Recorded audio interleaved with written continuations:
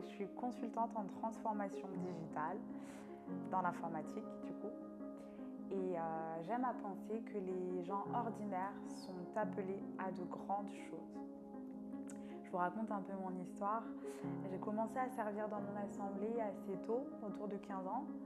Et donc j'ai commencé à servir dans le groupe musical. Et j'ai toujours eu à cœur de passer beaucoup de temps dans la présence de Dieu, de donner beaucoup dans le service.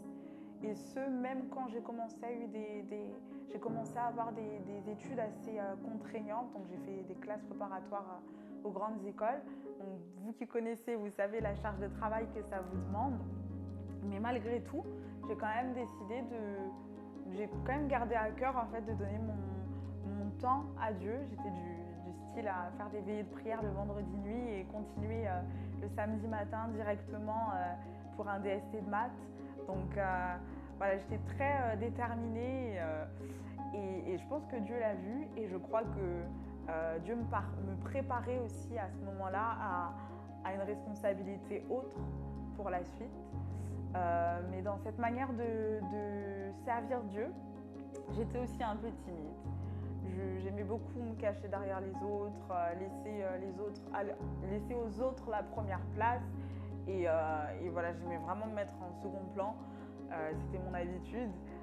Mais juste que Dieu ne veuille plus que ce soit ainsi et m'a appelée à autre chose. Donc je me rappelle encore de cette réunion de prière qu'on a eue au groupe musical où chacun devait donner un peu son avis sur qui devait reprendre la charge, la responsabilité du groupe musical au niveau de la jeunesse et que mon nom est ressorti plusieurs fois. Alors j'étais très très gênée et je me sentais aussi très incapable, donc j'avais beaucoup de peur de ne pas être à la hauteur de cette tâche, peur de ne pas avoir les compétences techniques, musicales, peur de ne pas avoir les compétences humaines pour gérer les gens, peur de ne pas avoir les compétences aussi spirituelles, parce que pour être responsable d'un tel groupe, il faut aussi avoir une charge spirituelle qu'on sait porter.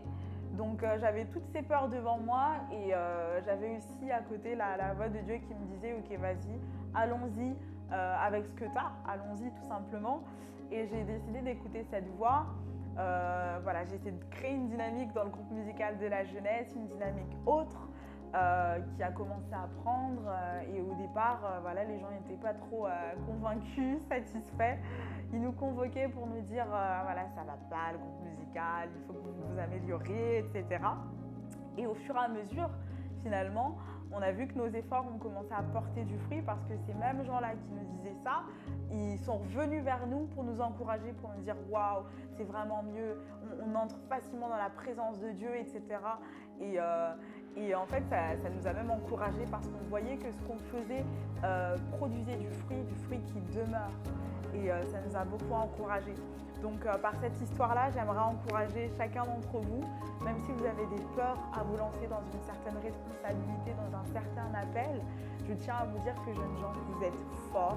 Allez simplement avec la force que vous avez parce que Dieu est prêt à démultiplier ce que vous n'avez même pas et vous allez être étonnés. Vous pensez être des gens ordinaires comme moi, mais vous allez faire de grandes choses. Le Seigneur se tourne vers Gédéon et lui dit : avec la force que tu as, va délivrer Israël des Madianites. Oui, c'est moi qui t'envoie.